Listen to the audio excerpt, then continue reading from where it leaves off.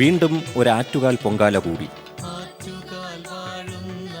കേരളത്തിൻ്റെ തെക്കുഭാഗത്ത് അനന്തപുരിയിൽ സ്ഥിതി ചെയ്യുന്ന ആറ്റുകാൽ ക്ഷേത്രം വിശ്വാസികളുടെ ആശ്രയവും അഭയവുമാണ്. ഭക്തിയുടെ നിറവാണ് ആറ്റുകാൽ പൊങ്കാലയിൽ നാം കാണുന്നത്. സ്ത്രീകളുടെ ശബരിമല എന്നറിയപ്പെടുന്ന ഈ ക്ഷേത്രത്തിലെ ഉത്സവം വിശുദ്ധിയുടെ ജപമന്ത്രങ്ങളാൽ സമ്പന്നമാണ്. ജാതിമത ഭേദങ്ങളില്ലാതെ ആറ്റുകാലമ്മയുടെ അനുഗ്രഹത്തിനായി ലക്ഷക്കണക്കിന് സ്ത്രീകൾ ഈ നഗരത്തിലെത്തുന്നു. ആത്മാവിൽ വിശ്വാസത്തിൻ്റെ നെയ്ത്തിരി കൊളുത്തുന്നു. പിന്നെ അഗ്നിയെ സാക്ഷിയാക്കി ദേവിക്ക് പൊങ്കാലയിടുന്നു. ഇത് ഒരു സ്വയം സമർപ്പണമാണ്.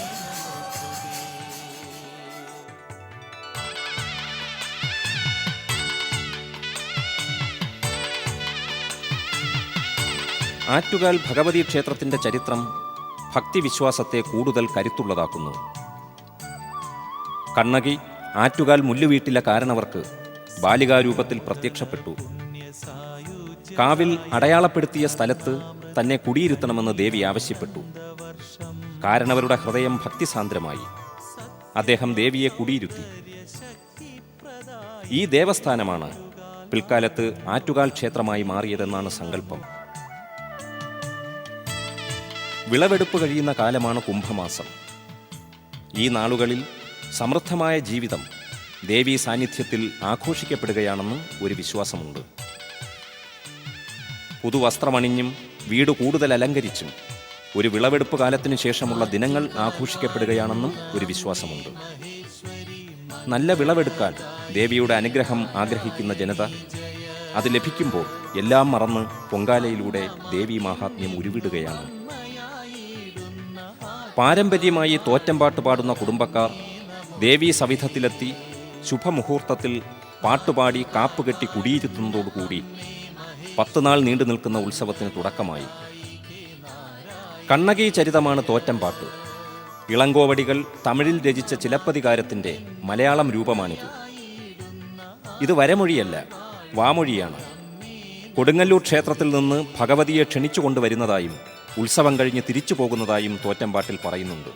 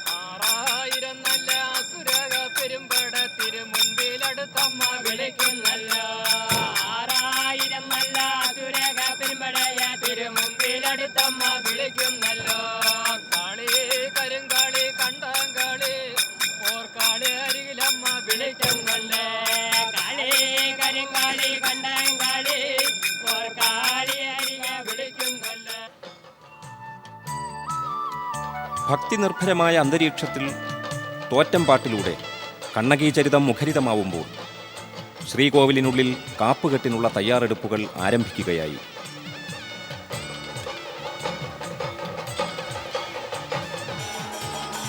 ഭക്തരുടെ നിരന്തരമായ പ്രാർത്ഥനയുടെ സാഫല്യം പോലെ കൊടുങ്ങല്ലൂർ ക്ഷേത്രത്തിൽ നിന്നും അമ്മ ആറ്റുകാലിലെത്തുന്നു.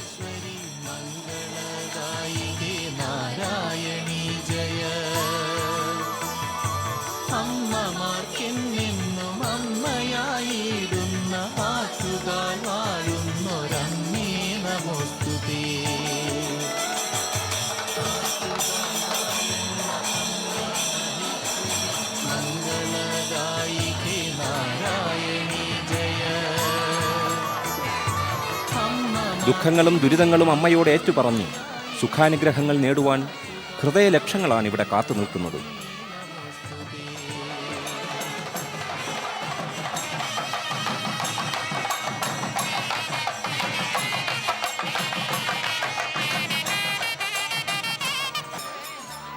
അമ്മ എന്ന സങ്കല്പത്തിൻ്റെ മഹനീയമായ സാന്നിധ്യം ആർക്കും അനുഭവപ്പെടുന്ന നിമിഷങ്ങളാണിവ. എല്ലാവരും പാപങ്ങളിൽ നിന്നും മുക്തരാകുന്നു. എല്ലാവരും സനാഥരാകുന്നു. എല്ലാവരും അമ്മയാൽ അനുഗ്രഹിക്കപ്പെടുന്നു.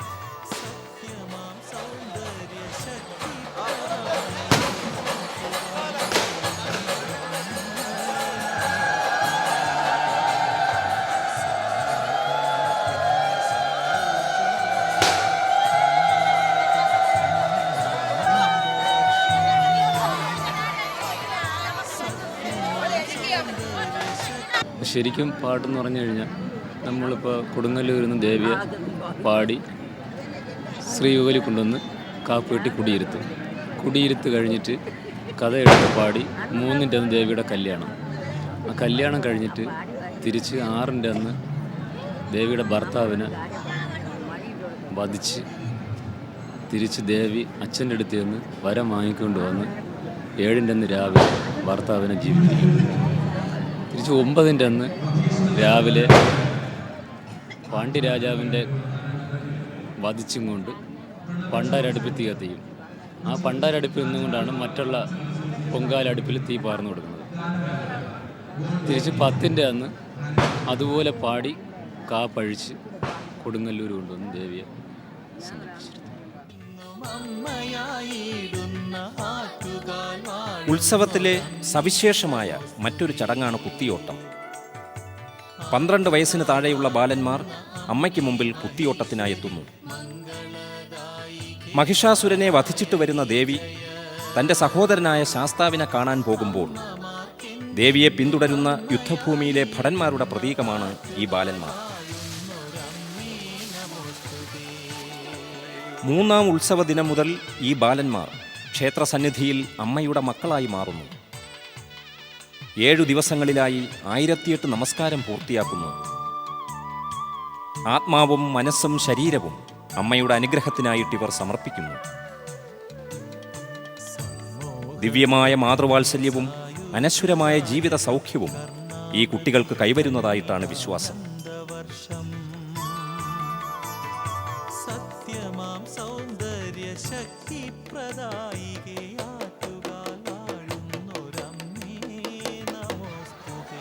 ഓരോ വർഷവും കുത്തിയോട്ടത്തിനെത്തുന്ന ഓമനപുത്രന്മാരുടെ എണ്ണം നിരന്തരം വർദ്ധിക്കുകയാണ്. അമ്മയുടെ വാത്സല്യ അനുഗ്രഹങ്ങൾ അനന്തപ്രപഞ്ചത്തോളം നിറഞ്ഞു നിൽക്കുന്നു.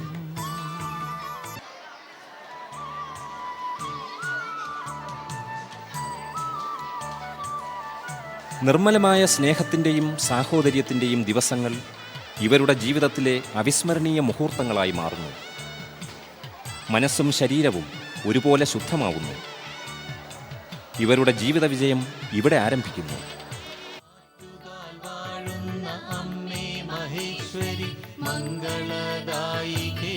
ഉത്സവനാളുകളിൽ നഗരത്തിൻ്റെ നാനാദേശങ്ങളിൽ നിന്നും വിളക്കുകെട്ടുകൾ അമ്പലത്തിലേക്ക് നിരന്തരം എത്തിച്ചേർന്നുകൊണ്ടിരിക്കും.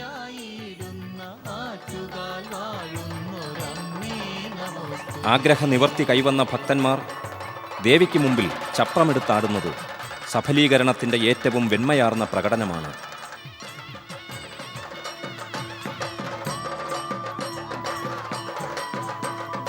നാൽപ്പത്തൊന്ന് ദിവസം വ്രതമെടുത്ത് അമ്മയുടെ മുമ്പിൽ ചപ്രവുമായി നൃത്തമാടുന്ന ഒരാൾ ഇനിയുള്ള തൻ്റെ ജീവിതത്തിലെ അഗ്നിപരീക്ഷണങ്ങളിൽ നിന്നെല്ലാം മുക്തനാവുകയാണ്. അവൻ്റെ വിശ്വാസത്തിൻ്റെ ശക്തി അമ്മ മനസ്സിലാക്കുന്നതിനോടൊപ്പം അവനും മനസ്സിലാക്കുന്നു.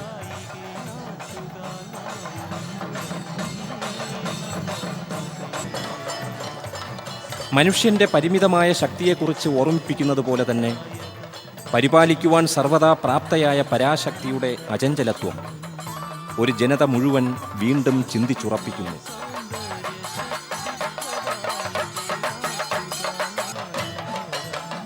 ആചാരങ്ങളും അനുഷ്ഠാനങ്ങളും ഒരു മഹനീയ സംസ്കാരത്തിൻ്റെ വിളംബരമായിത്തീരുന്നു.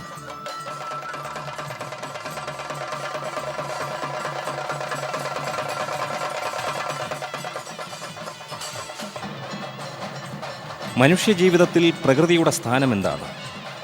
വിത്തിറക്കുന്നതും വിളവ് കൊയ്യുന്നതും ആരുടെ കാരുണ്യത്തിലാണ്? യഥാകാലങ്ങളിൽ സുരക്ഷിതവും സുഭിക്ഷവുമായ ദിനങ്ങളിലൂടെ ഈ പ്രദേശമാകെ അമ്മയുടെ അനുഗ്രഹ സാമ്രാജ്യമായി തീരുന്നു.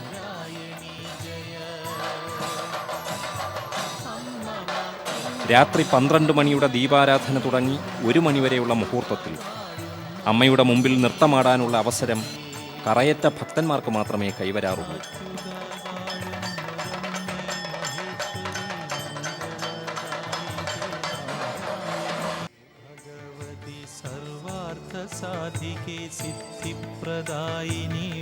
ഭക്തി ഒരു ആശ്വാസവും വിശ്വാസവുമാണ്. മനുഷ്യ മനസ്സ് ദുഃഖത്തിൻ്റെ കടലിൽ അകപ്പെടുമ്പോൾ സാന്ത്വനത്തിൻ്റെ വെള്ളി വെളിച്ചം എത്തിക്കുന്നത് പ്രാർത്ഥനയാണ്. പല പേരിൽ നാം ദൈവത്തെ പ്രാർത്ഥിക്കുന്നു. എന്നാൽ എല്ലാറ്റിൻ്റെയും ആഴത്തിൽ ദൈവം നന്മയും പുണ്യവുമാണെന്ന് നാം തിരിച്ചറിയുന്നു. വിശക്കുന്ന വയറിന് ഭക്ഷണമാണ് അമ്മ. ദാഹിക്കുന്ന നിമിഷത്തിൽ ജലമാണ് അമ്മ. ആത്മാവ് നീറി പുകയുമ്പോൾ വിശ്വാസത്തിൻ്റെ പൊങ്കാലയാണ് അമ്മ.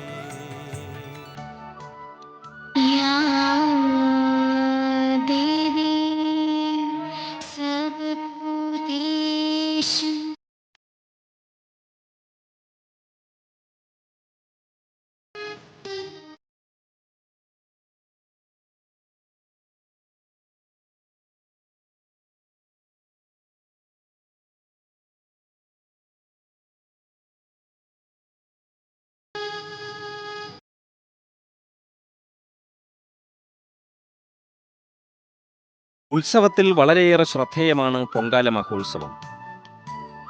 അമ്മയ്ക്ക് ഏറ്റവും ഇഷ്ടമുള്ള നിവേദ്യമായ പൊങ്കാല നിവേദിക്കുവാൻ ലക്ഷക്കണക്കിന് ഭക്തകൾ ഈ നഗരത്തിൽ വന്നു ചേരുന്നു. ഇവർ സ്വന്തം മനസ്സും ശരീരവും അമ്മയിൽ അർപ്പിച്ചുകൊണ്ട് പൊങ്കാലയിടുന്നു. ഹിന്ദുക്കൾ മാത്രമല്ല പൊങ്കാല സമർപ്പിക്കുന്നത്. ജാതിയുടെയും മതത്തിൻ്റെയും അതിർവരമ്പുകളില്ലാതെ എല്ലാവരും ഒന്നിക്കുന്ന ദിവസം കൂടിയാണിത്. സമ്പത്തിൻ്റെയോ പ്രശസ്തിയുടെയോ മാനദണ്ഡങ്ങളില്ലാതെ എല്ലാവരും ഒന്ന് എന്ന സങ്കല്പം കൂടി ആറ്റുകാൽ പൊങ്കാലയ്ക്ക് പിന്നിലുണ്ട്. നല്ലൊരു കാലത്തിൻ്റെ ഗൃഹാതുരമായ ഓർമ്മ കൂടിയാണിത്. ക്ഷേത്രസന്നിധിയിൽ സജ്ജമാക്കിയ പണ്ടാര അടുപ്പിൽ തീ കത്തിക്കുന്നതോടുകൂടി പൊങ്കാല ആരംഭിക്കുന്നു. ഭക്തിസാന്ദ്രമായ അന്തരീക്ഷത്തിൽ ചെണ്ടമേളവും വെടിക്കെട്ടും ഉയരുന്നു. വായ്ക്കുരവയും ദേവീസ്തുതിയും കൊണ്ട് അന്തരീക്ഷം മുഖരിതമാവുന്നു. ലക്ഷോപലക്ഷം അടുപ്പുകളിലേക്ക് പുണ്യത്തിൻ്റെ തീനാളങ്ങൾ പകർന്നു നൽകപ്പെടുന്നു. പുത്തൻ കലങ്ങളിൽ അരിയും ശർക്കരയും ചേർത്ത് വേവിച്ചെടുക്കുന്നതാണ് പൊങ്കാല നിവേദ്യം. അഗ്നി, വെള്ളം, വായു, ഭൂമി, ആകാശം ഇങ്ങനെ പഞ്ചഭൂതങ്ങൾ ചേർന്നതാണ് പായസം.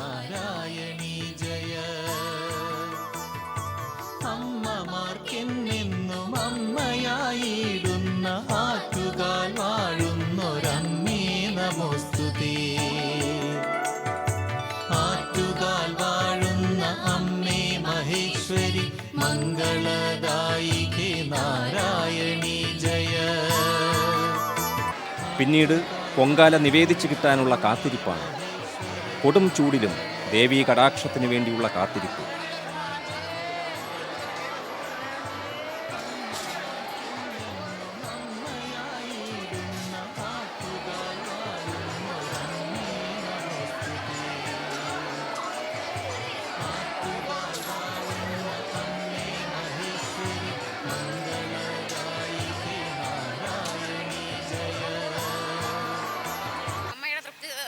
വേണ്ടി ഞങ്ങളെ കാര്യങ്ങളൊക്കെ സാധിക്കാൻ വേണ്ടി ഓരോ വിഷമങ്ങളൊക്കെ തോന്നുമ്പോൾ നമ്മൾ അടുത്ത വർഷം വന്ന് പൊങ്കാല ഇട്ടേക്കാം, ഞങ്ങൾക്കത് പരിഹരിച്ച് കിട്ടണമെന്നൊക്കെ ഞങ്ങൾ പറയും. അപ്പോൾ അങ്ങനെ ആ കാര്യങ്ങൾ നമുക്ക് സാധിക്കാറുണ്ട്. ഞങ്ങളെ പ്രയാസങ്ങൾ കുറേച്ചാൽ മാറ്റിക്കൊണ്ടിരിക്കും. മൊത്തത്തിൽ മാറിയില്ലെങ്കിൽ കുറേച്ചാൽ പ്രയാസങ്ങൾ മാറിക്കൊണ്ടിരിക്കും. ദേവിയോട് പ്രാർത്ഥിച്ചിട്ടുണ്ട്. അത് എല്ലാവർക്കും വേണ്ടിയിട്ടൊരു കാര്യമാണ്. എനിക്ക് മാത്രം നന്മ വരുത്തണം എന്നുള്ളൊരു കാര്യം ഞാൻ പ്രാർത്ഥിച്ചിട്ട്. മേൽശാന്തി പണ്ടാര അടുപ്പിൽ പുണ്യതീർത്ഥം തളിച്ച് പൊങ്കാല നിവേദിക്കുന്നു. ഇനി ഇതുപോലെ ഒരു അനുഗ്രഹ ലബ്ധിക്ക് വേണ്ടി നീണ്ട 1 വർഷം കാത്തിരിക്കണം. അതുവരെയുള്ള ജീവിതയാത്രയിൽ പാഥേയമായി തീരുന്നു ഈ ദിവസത്തിൻ്റെ പുണ്യം.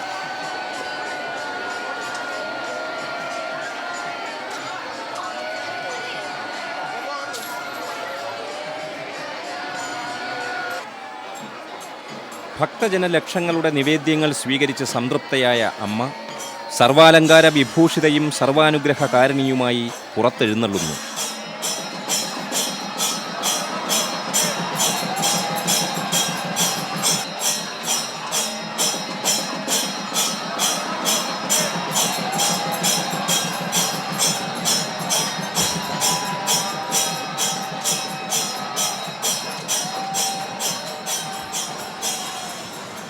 കുത്തിയോട്ടത്തിൽ പങ്കെടുക്കുന്ന ബാലന്മാരും ദ്രാവിഡ സംസ്കാരത്തിൻ്റെ അപൂർവതകളിലേക്ക് വെളിച്ചം വീശുന്ന കലാരൂപങ്ങളും അമ്മയെ അകമ്പടി സേവിക്കുന്നു.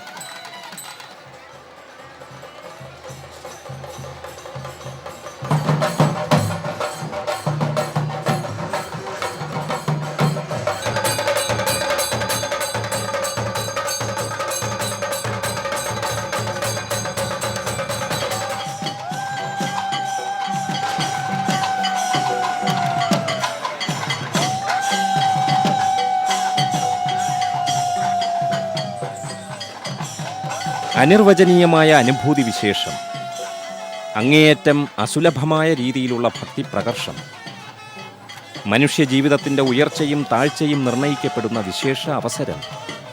അതെ, സർവമംഗളകാരിണിയും സർവാർത്ഥ സാധകയുമായ സാക്ഷാൽ ആറ്റുകാലമ്മയുടെ അനുഗ്രഹത്തിൻ്റെ വെളിച്ചത്തിൽ എല്ലാ ഹൃദയങ്ങളും ഐശ്വര്യ സമൃദ്ധമാവുന്നു.